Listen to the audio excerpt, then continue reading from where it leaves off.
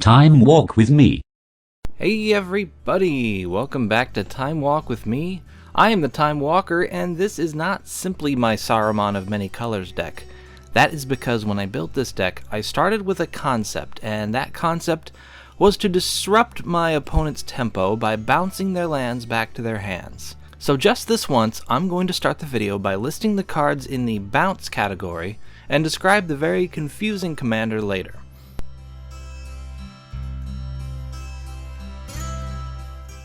Boomerang. This is basically the original bounce spell. Should have been called bounce. It only costs 2 mana, and it can bounce any permanent to its owner's hand. Because Commander is so land friendly, many bounce spells only work on non-land permanents, but I made sure that this deck doesn't have that restriction. Eye of Now Here. Now your land is here in your hand. You're welcome. Recoil. This card also makes the player discard a card. Stand/deliver. This could also prevent some damage, but most likely you'll be using it to bounce something. Reality Strobe. This can bounce something every 3 turns after only being cast or suspended from your hand once. Temporal Fissure.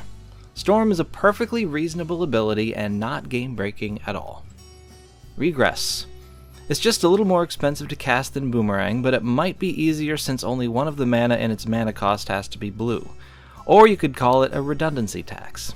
Consigned to Dream. This is a strictly better regress, but only slightly so. It hoses red or green permanents extra hard, but since it's here to target lands, that part might not make much difference. But it's not like you have to hose lands with this deck, that's just what I plan to do with it. Capsize. Pay enough for this and you can cast it repeatedly, but I don't think it'll really be necessary. Riftwing Cloudskate. This creature is bounce on a flying stick. Wipe Away. This one is almost uncounterable.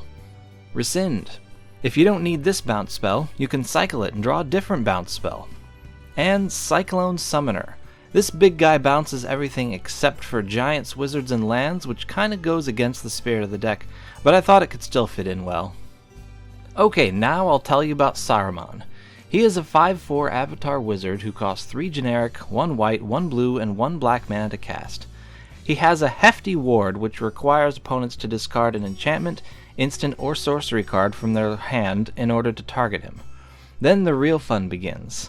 Whenever you cast your second spell each turn, each opponent mills 2 cards. It's less confusing if you don't worry at first about resolving the spell and instead focus on resolving this ability. Look at the cards that were milled and see if any of them is an enchantment, an instant, or a sorcery. Now, if any of them has a lower mana value than the spell that triggered all this drama, you can exile it, copy it, and cast the copy for free. I assume you're ignoring timing restrictions on sorceries and enchantments. You could end up stealing an opponent's Rhystic Study, or their Omniscience, or their Time Warp. After that, your second spell resolves, and you go about your turn with everyone deciding that you are the threat.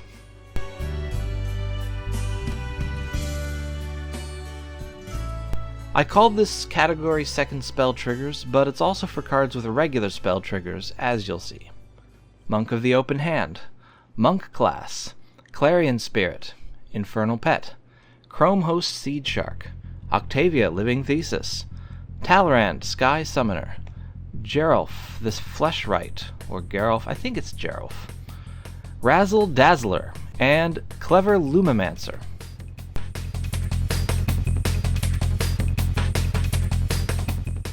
I figured I'd have some good card draw in this deck, so I put in stuff to take advantage of that. The Council of 4, Ikite, Fairy Vandal, Onirophage, or Onirophage, I think Onirophage, who knows, and Knights of Dal Amaroth.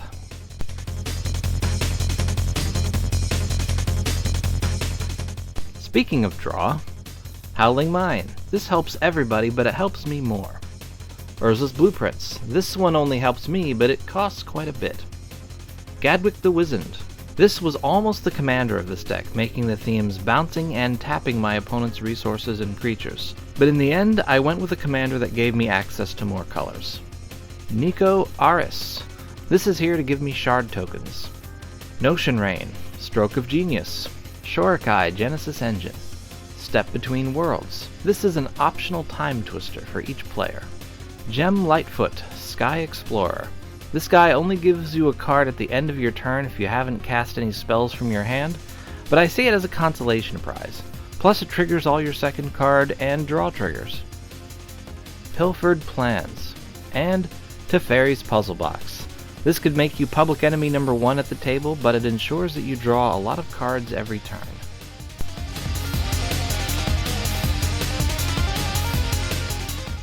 Some of these tap for mana and others make things cheaper, but they all have one thing in common, and that is that they all exist.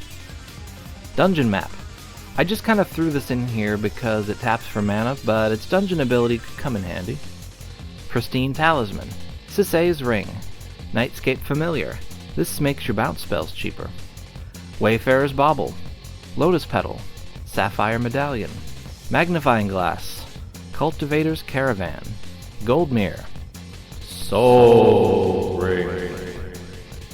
Nyx Lotus. I know this is better in a monocolored deck, but I figured the color fixing was a good exchange for mana quantity. Discerning Financier. If you're playing against a green deck with a lot of land fetching cards, this could end up giving you a treasure every turn.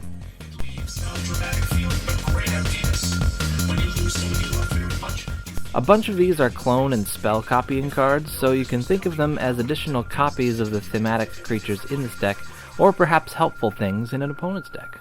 Wizard's Spellbook. This copies instants and sorcery spells in any graveyard, and stores them on itself for an explosive lucky turn. Soundwave Sonic Spy / Soundwave Superior Captain. This can exile and copy spells in opponents' graveyards, and give you cool audio tape robots to attack or chump block with. Strionic Resonator. This can copy Saruman's triggered ability. That would be pretty cool. Elixir of Immortality. This is good for recycling all my used up bounce spells. No Mercy. People might think twice before attacking me if it means losing their creature. Clone. Leyline of Anticipation. Dazzling Sphinx. Not only do you get to steal your opponent's spells, but it counts as casting, and it's free as long as the Sphinx deals combat damage to a player. Flying helps a lot with that. Obscura Charm. This does a few things that could come in handy. Twincast, Vesuvan Shapeshifter, and Cemetery Illuminator. This is good graveyard hate, and it turns the top of your library into a hand extension.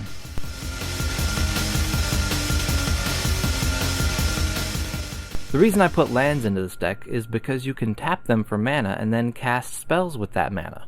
It's a brilliant strategy, and I am a genius for thinking of it. Plains, islands, and swamps, of course. Thriving Heath, Thriving Moor, and Thriving Isle. Dromar's Cavern. Idyllic Grange. Mystic Sanctuary. Bojuka Bog. Silverquill Campus. Scoured Barrens. Dismal Backwater. Waterfront District. Tranquil Cove, and Skybridge Towers. And that's it. That is Saruman of Many Colors in a bounce strategy deck. Now you are socially contractually obligated to tell me what you think, so get that done, and I will see you next time.